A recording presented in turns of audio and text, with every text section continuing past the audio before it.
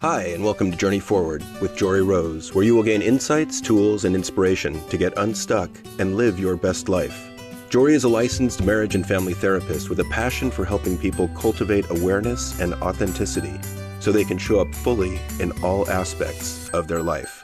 And now, here's Jory.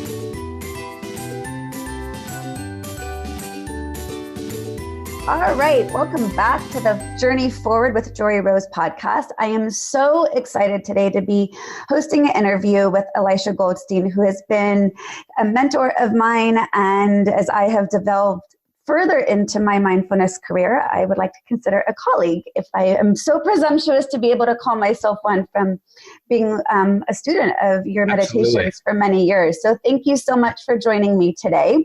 And please tell my audience about yourself.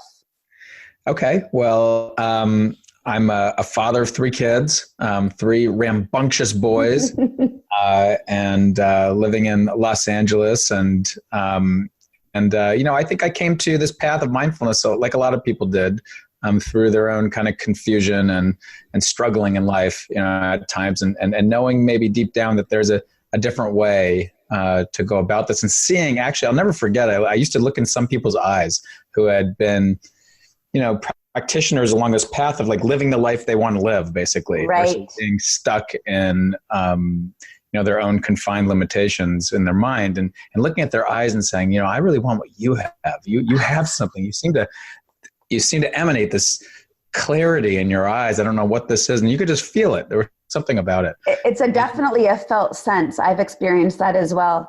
Yeah. It's like that great line from When Harry Met Sally, I'll have what she's having. Oh, yeah, exactly what I was thinking. How do I get that? Give me some of that. Right, exactly. And so I started reading some of these books. I was really drawn to Eastern books. This is like, over 20 years ago. And that's kind of how it began. And then I remember when I first started practicing, I'm like, well, maybe I should practice some of this stuff, this meditation, this mindfulness.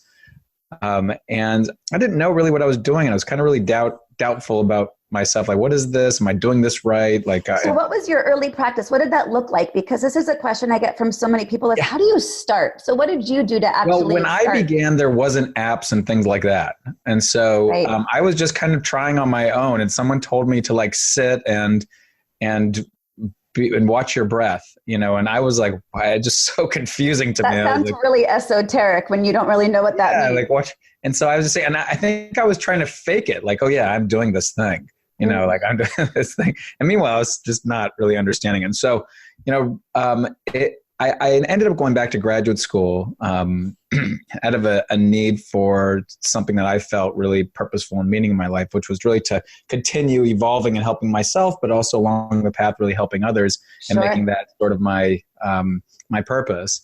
And that's when I came across this idea that really what I want to do in life is help myself and other people feel into more of the sacred moments of life, the precious, meaningful moments of life. And at the time, I was like, well, how do you do that? How do you help people do that? And can you actually create these? When I realized was in order to do that, you had to be present. You had to actually be aware enough in any moment to say like, oh yeah, hey, this is a precious moment that's just kind of passing me by right now. That won't be here in a year or 2 years or tomorrow. And was that something you think you used to overlook, those precious moments? I saw them, but I think it was more than maybe I overlooked them more than I wanted to. I kind of felt like I wanted to harness them more. I saw how fast life kind of started to go by, and at the time I was like, if for the rest of my life I could hone my ability to become more of these sacred moments, like what would that be like? What would the days, weeks, and months ahead be like if I could do that? And can you train that? And so what I realized was you needed to be present. And at the time I was in a doctoral program, and in a doctoral program, the intention is you got to do some research. Right. And so you have to look and say, what's the research out there that's going to back up my idea to write this massive dissertation?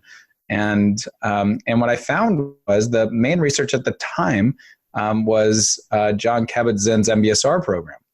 And so I started looking into that and saying, wow, this is a great structured program. And along the way, I was getting a little bit more support with the meditation practice because I was with a group of people now, and there was a number of people within my doctoral program that practiced, but I still wasn't totally it really wasn't totally like within me. It didn't live within me for sure. Right. And once I realized that that MBSR program was out there and there's a structure in it, I sought out this guy out in Santa Cruz named Bob Stahl. And Bob... I'm smiling right now because I've done trainings with him as well. He's so great. Yeah. So great. I'll see him next week. And so Bob, I called him up and he's like, "Yeah, you should attend one of my classes and I'll sit on your dissertation board." And I did that, and we started becoming like really close and developed quite a relationship over time. And inevitably, I went through his particular teacher training, which he was at the time the only person outside of UMass Medical Center that was allowed to teach teachers. I was allowed to develop teachers. And inevitably that, what came from that was a great love affair with each other. And we inevitably co-authored the mindfulness-based stress reduction workbook together. Okay. And how long ago was that? Well, about 10 years ago. Well, it came out almost 10 years ago. So It took 5 years to write it. Wow. And so it took 5 years together to write that book. And it came out almost 10 years ago. No, almost. So about eight and a half, 9 years ago. Wonderful work. I know, because there's a 10th anniversary edition coming. Oh, fabulous. Yeah. And so did you at that point feel like you were able to embody those moments? Did it feel more part of you, or did it feel still like that esoteric practice that was something you had to reach for or grasp onto? No, I fully felt it deeply. And I'll tell you why. Because I think there's a moment, and when I work with people individually, I often say this to them, I go, there's a moment that, and you can only do this on your own. No one can do this for you, and you're not going to necessarily see it in other people doing it, in the moment, because it's an internal experience of a moment you're meeting. Let's say you're in this sense of being fully inhabiting the space of being aware, let's say in a meditation practice or not in a meditation practice, and in your everyday life, and you're meeting a particular, let's say a difficult emotion, let's say a stress or an anxiety or a frustration or agitation or something like that. And you're able to see the way you're reacting, wanting to move away from it, because that's typically what we want to do, move away from what's uncomfortable and move toward what's comfortable. And you're able to meet it in a different way and hold it in a different way, because it's being held in this more curious, caring awareness that's there. Yeah, like deep self-compassion in that moment for allowing these emotions to exist. Yeah. And it was implicit because it was before the time of that term being a term that was being used. And then I was like, wow, I can do this. I can handle this, and it's going to be okay. And I'm okay. And you have that moment that, wow, I can handle this and I'm going to be okay. And so that is where I'd say, to your question, is it was nothing about that was esoteric. It was so practical. Mm-hmm. It was so practical and so translatable into my everyday life that the day that later on, when I became a parent, and I had kids and they were giving me trouble at bedtime, and I was like, sweating in agitation, and at this, because all I wanted to do was rest. I'm like, okay, guys, super late, and I'm long day, I'm tired, rest. Daddy needs to clock out now. Yeah, daddy's a rest too, right? Exactly. And so I would notice that within me and be able to translate that into my everyday life, and say like, hey, this is what this experience is. It's not easy. And this is this human experience of being kind of a tough moment. And this is part of parenting. And no doubt there's hundreds of other parents around my city right now experiencing the exact same thing. We're all in this together. Mm-hmm. And what I need right now is just to kind of just soften my shoulders and kind of shift my attention back to my kids. This is going to be a temporary situation, and I can just kind of be more at ease around this. And it's only because I had that awareness that I was able to do that. And you don't need a long-standing meditation practice, by the way, to have that experience.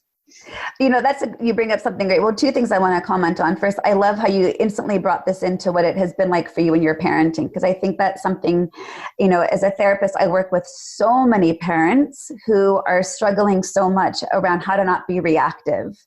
And this is why I teach mindfulness. And this is why I want to give that foundations of the tools of meditation, because in those very practical moments where everyone is so easy to react, it just gives a framework to say, let's just breathe.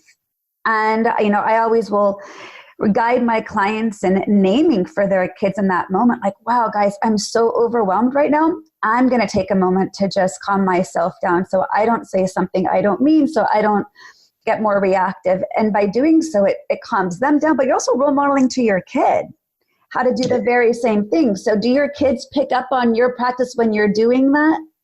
Well, our kids like see us teaching it and stuff like that. And so they go through periods of hating mindfulness because it takes their parents away from them, to me seeing it coming out in them in moments, just kind of naturally being able to kind of self-soothe in some ways. And so it's across the board. I want to make sure that people don't, because this typically happens because my wife and I run mindful family retreats. And we've run a lot of parenting stuff in the past where there's this projection of like, whoa, you're these two mindfulness teachers. You guys must have this fully like Zen'd out family. Zen house. When it's totally the opposite. Like it's all our practice. That's so wonderful that we have three boys that are just super intense and rambunctious. Yeah. I have two daughters, and they're 13 and 15 and a half. And my youngest daughter, she used to say to me, Mom, you use too much mindfulness in your parenting. And I'm like, great, take that to your therapist one day. I'll pay for that. And she used to also say to me, Mom, well, I'm thinking about breathing. It's like, well, sweetie, you actually have to do it to calm yourself down. You can't just. But that's a good first step. That's a good first step. Yeah. So it's funny. I've just seen in my own home too, where they get a little reactive, like, oh gosh, here goes the mindful parenting business again. Right. Exactly. Yeah. And so in what other areas do you see it mostly, when you were first beginning? And, now it's so integrated into your life and your career, and it's, really what you've built in that Center for Mindful Living in Los Angeles. But, and what other personal ways in your path have you felt like I'm exactly in the right place because this is what I'm drawing upon as a framework? Any moment that I notice that I'm exactly in the right place, because there's no other moment than this moment is the reality of it. And so you're always in the right place because that's the only place there is, as it turns out. And that's not being philosophical. That's just the reality and a very practical truth of life. And whatever you have in that moment is what you have to work with. And it's all part of being human. And so, if you're bored or if you're, restless or something like that, that doesn't mean like this is a bad moment. It's more of like, this is another human moment. And I'll tell you what, if these moments, passed by super fast, then because you wish them away or something like that, then you're speeding up your life, which we all know what's at the end of life is, at least we know that it's not this life anymore. And so why speed this life up, really? Right. And so even those moments are moments to just say, this is part of this human experience. But I will say, one of the things that I'm super fascinated about right now is, so mindfulness to me, over the past, 20 years or something like that now has, it's fair to say, has gone fairly mainstream. Mm-hmm. Has been on the cover of Time many times now, special editions and all, and Newsweek. And I just saw the new one this morning that says the new mindfulness. And I kind of laughed. I was at the airport and I'm like, the new mindfulness. It feels ironic to me that they're calling it that. I was curious about that. I saw it a couple of weeks ago too. And I'm like, what is the new, what's that mean? What do they mean by that? The new mindfulness is interesting. I didn't look through it, but anyway, what I think is at this point, what's happened is there's so many resources available. Like there's so much content, around mindfulness, talks around it, free talks, paid talks, whatever, different any meditation you would ever want, and more coming every day by the hundreds, and from thousands and thousands of teachers around the world at this point. Right. And that now what I think is really important is for people, because at the same time, so many people want to live this way because they see that there's something about this that I would think it would be nice to be able to be more intentional and present with my kids or at work, or be able to focus better at work, or be able to be more intentional in my relationship, and to be more loving and caring intentionally, and to be less, totally hijacked by my technology and my phone and, that kind of stuff. Right. And yet very few people are living it. And there's a reason for that. There's so many resources, and yet there's a reason why it's so hard to actually live it, even though so many people want it. And so what do you think the challenge is there for many people? Because I think you're touching upon something that I know a lot of my listeners are experiencing. Yeah. And that all sounds great. Yet, and why, so the reason, and the challenges is that there's something you need to do for yourself before you say, this is cool, I'd like this in my life. Like that kind of thing. Like, oh yeah, the science looks really great. Or I know a friend who does this and that's cool. And by the way, not meditate. Oh, I have to say this because this is really funny. Total side note, and we'll get right back to this in 2 seconds. I was on an airplane the other day and coming back from, I don't remember, but, and there was the screen, and there was a movie. It was a mindfulness option to press a video on mindfulness. And there was this guy that got up there in a suit and tie, and he said, let me tell you about this chair. And he's pointing to a chair next to me. He goes, let me tell you about this chair. This chair is a medical device. And this chair, when you sit in this chair, and it looked like a dentist chair. Okay. And when you sit in this chair, it can create more ease in your life. It can cure cancer. It can, he listed like basically every ailment on the planet. Wow. And like, it's going to cure that. And he goes, and this actually isn't even a real chair. The chair is just a metaphor. This chair is mindfulness.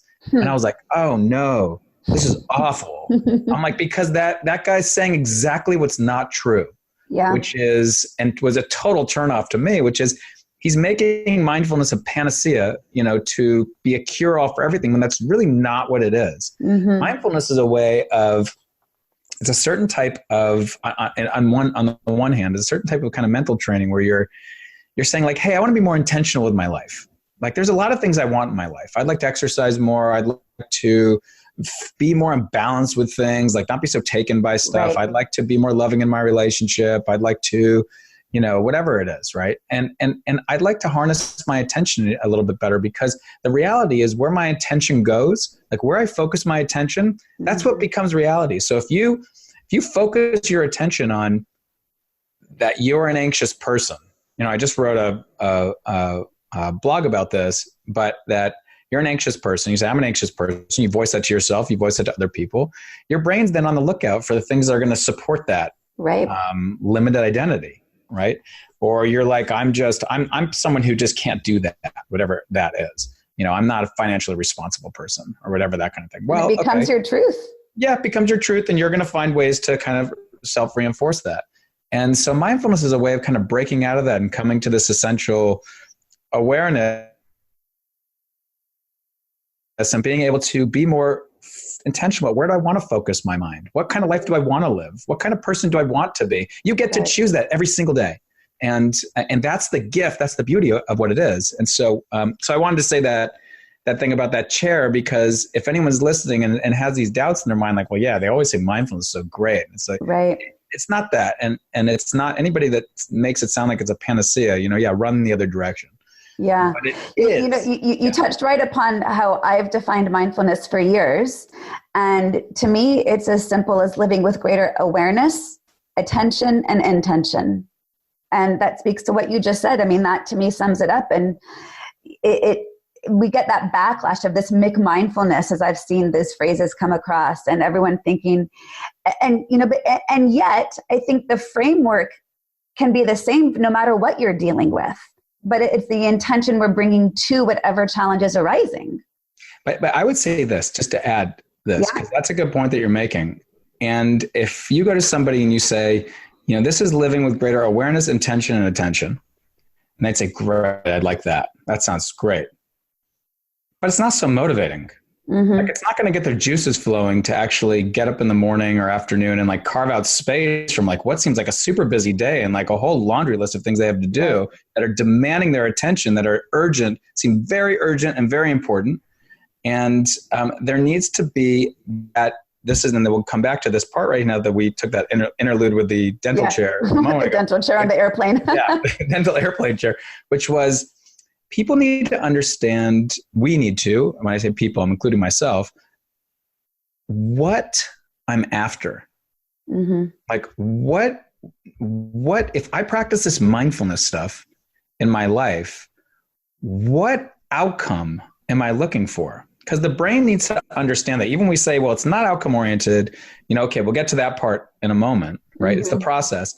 But in order for us to choose to carve out space in our life to bring this formally or informally into our life, we need to understand what we're trying to do it, what we're trying to get out of it. Because the brain needs to understand that. When Coca-Cola or some other company comes and basically says, here's this Coke, and you see it, and there's like a zest that comes out when they open it, and it's like sweating with coolness, on the outside, and it's like, people see refreshed and at ease. They're saying, buy this and you'll have this feeling. And it's so attractive. You're like, exactly what I want. I'm so thirsty right now. I love a Coke. I mean, I don't drink it, but and then so we have to know what, so we can show our brain what direction do we want to go in here. Mm-hmm. And then we have to understand why we're doing it. That's the second thing. We really have to investigate. And that takes a little bit of time, maybe 10 minutes or 15 maybe, or maybe it's an hour-long discussion with someone to kind of hash it out. And you could do that with a friend even. Why am I doing this? Is it so that I can have more love in my relationship? Because if I do practice this and I am more at ease and I am more focused on the things that matter to me in my life, then I'll have more love and connection in my intimate relationship. Or is it to bring more clarity to my business? Mm-hmm. Or is it to not get so hijacked by my self-critical mind? And if I don't get so hijacked by my self-critical mind, then what I'm bringing into my life is more ease. And what would my life be like if there was more ease and more self-acceptance? Right. Might there be more self-love? And if there was, would I be more confident in my life? And if I was more confident in my life, then what would come? What would be? And so we have to really kind of flesh that out. Why? We have to create an internal marketing in our mind as to what's the strong sell to ourselves? If we don't buy it, or if it's not really done, it's all a great idea. And we might take a class. Great in theory, right? It's great in theory. We might take a class. We might even have some practice with it. We might try some apps out, or something like that. But it's not going to stick because there's demands. There's so many things trained into us at this point between technology and just everyday life that your brain already is sold on what is urgent and important to do. Mm-hmm. Mindfulness is not urgent to your brain. And so what we need to do is we need to go through a process of uncovering what I'm doing it for, what's the outcome I'm looking for here. It's connecting to your higher values. Yeah, you're connecting exactly to your values. And focusing on those values. Mm-hmm. Giving them some teeth, a little bit. Right, exactly. Right. Yeah. Yeah, I always say if we focus on the problem, then we stay stuck in the problem. And then it's going to not give us the momentum to get out of it. But focusing on those higher values, I could look at a situation and say, is this in alignment with my higher values? There's my intention. That's why I'm doing what I'm doing. Yeah. And most people don't know what those higher values are. They just know that they're stuck in some problem. And what would their life practically look like if they're living alongside those higher values? What would they get out of it? What was one of your highest values that you think continues to motivate you? I mean, you mentioned in your parenting, maybe be more loving, compassionate, present in your relationship. If you had to sum up one or two of those highest values that shows up in all those different areas, what would those be for you? For me, my life is happier. I feel better when I am more grounded, at ease, and aware of how I'm feeling. Mm-hmm.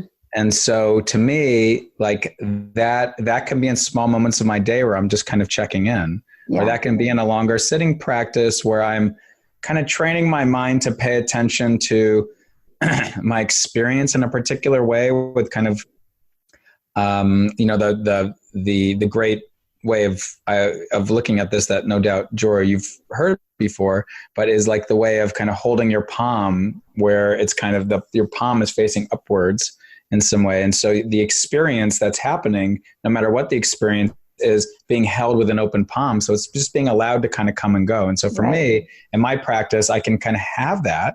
Mm-hmm. And so I'm practicing training my brain to not to use just kind of traditional languaging, but to not cling so much to what's there, but instead to be kind of curious and playful to the investigation of it. Right. And so what am I getting out of that? And what I'm getting is I'm getting this kind of training to be kind of curious and playful in my daily life by practicing this. Because what I'm also doing, just to make it really practical and grounded here, is I'm training my focus.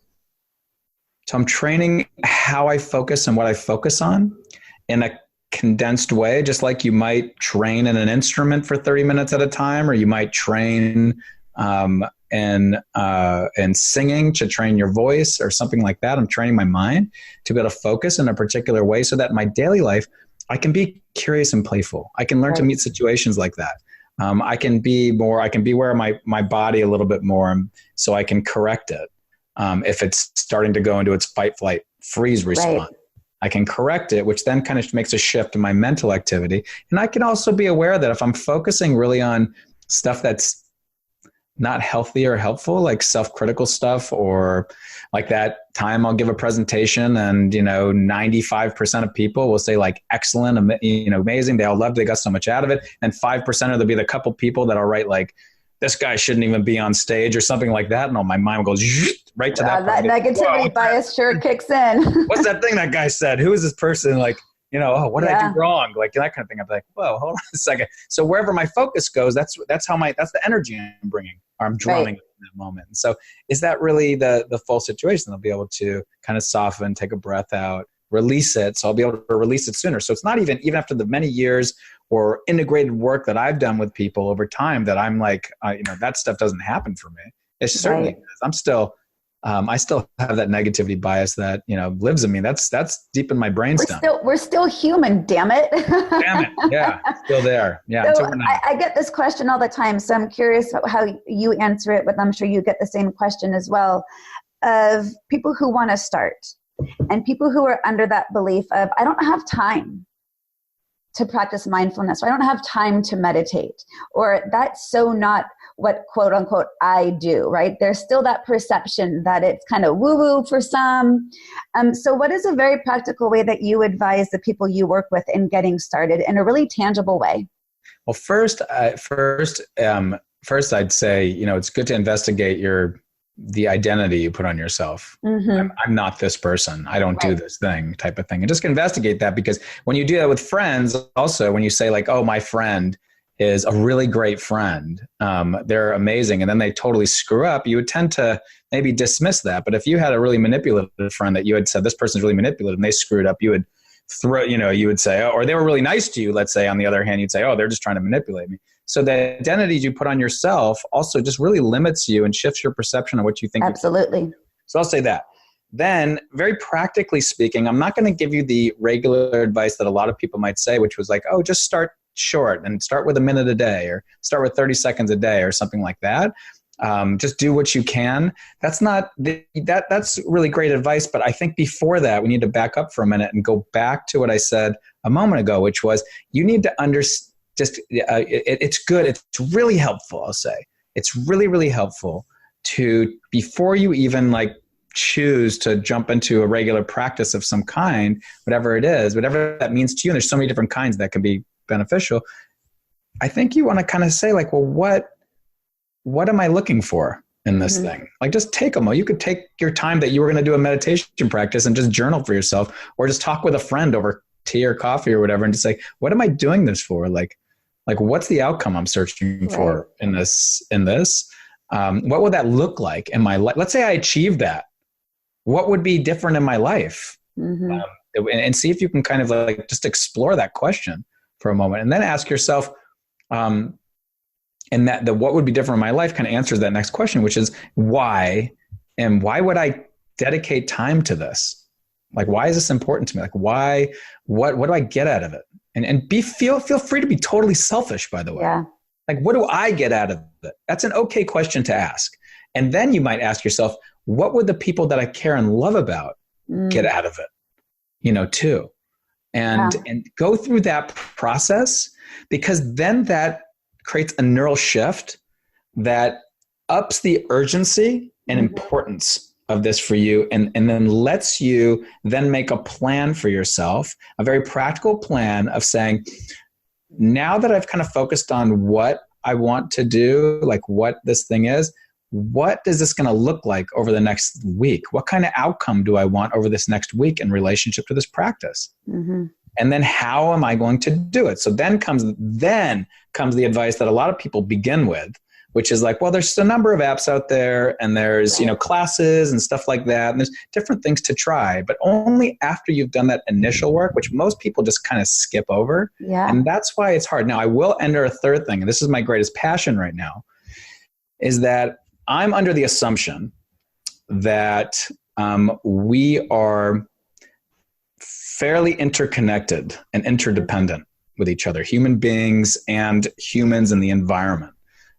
It was Albert Einstein who said that some of your listeners might have heard of this, and you may have as well, that talks about this kind of like disconnection that we have with each other as an optical delusion of consciousness. Mm-hmm. Like if you look at the quantum theory around it all, and you look at some of this, or you look at some of the studies that have even been done, there's this interconnection, interdependence between things. So what that means is the people you surround yourself with and the environment you surround yourself with is going to either make it more difficult to practice, mm-hmm.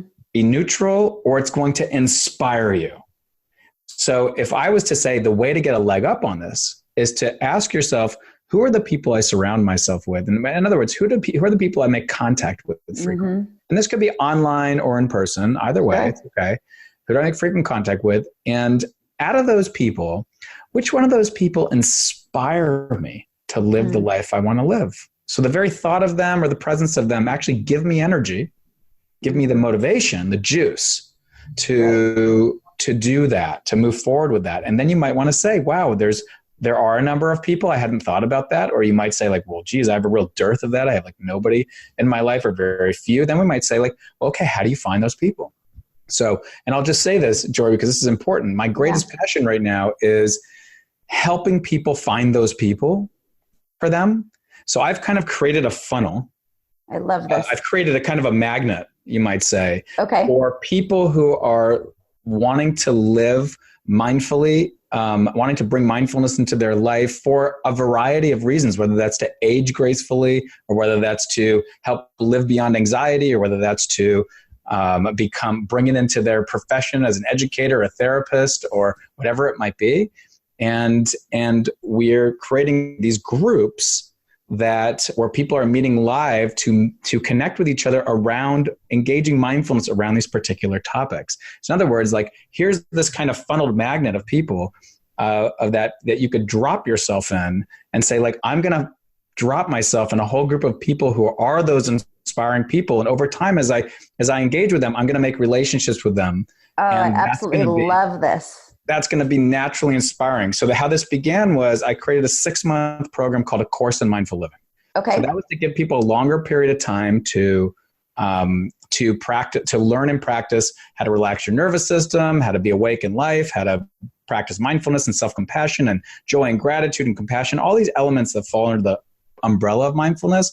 So over time, people meet live with each other and they go through this curriculum that's there at the same time. So they really do make relationships with each other over time.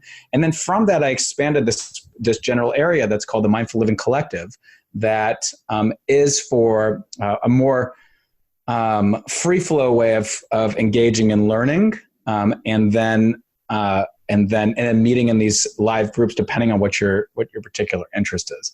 Wow.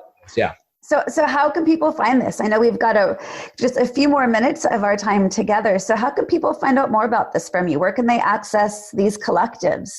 So the next 6-month program that's there, which it's always great to be in an immersion program because that's a really incredible experience to have. Starts it opens for registration May 22nd. Okay. And you can go to acourseinmindfulliving.com, and that's how you'll find it. And I'll have that in the show notes as well. People can be able to access that. And then the Mindful Living Collective is just mindfullivingcollective.com. And both of those are just kind of accessible right now. Yeah. So I love that you are creating that, Elisha. And, it makes me think, and this is a perfect way, I think, to wrap up our talk, is I once sat in on a meditation that you led. I believe it was at the UC San Diego Heart and Mind Conference. Is that what it's called? It was years ago. And I don't know if it was a very practical reason or if it was an intentional reason, but you used no singing bowl. There was no bell to have the beginning and the end of the meditation. And I think it might actually have been that you forgot to bring it, and it was very practical, but your spin on it was so perfect, because as you ended guiding the meditation, you said, I don't want to have a completion on this space.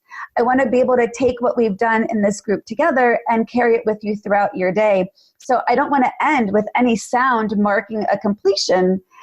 And so it's almost like what you're saying now, that all these years later, is it's that interconnectivity of what we can do in our space and how it can have these concentric circles outward in our life as we have greater interconnectivity with others amongst this presence, this mindful awareness, this intention that people are wanting to bring into their lives, and how it can continue to spread and help people in so many ways. Beautiful. Thank you for that, bringing up that memory. Yeah, and it's funny because sometimes I lead weekly meditation classes, and so I'll often do that. And again, I don't know if it was on purpose or intentional, but I loved the meaning behind it, because we don't need to just have these moments where we say, now I'm being mindful, now I'm meditating, right? It's how are we living this way?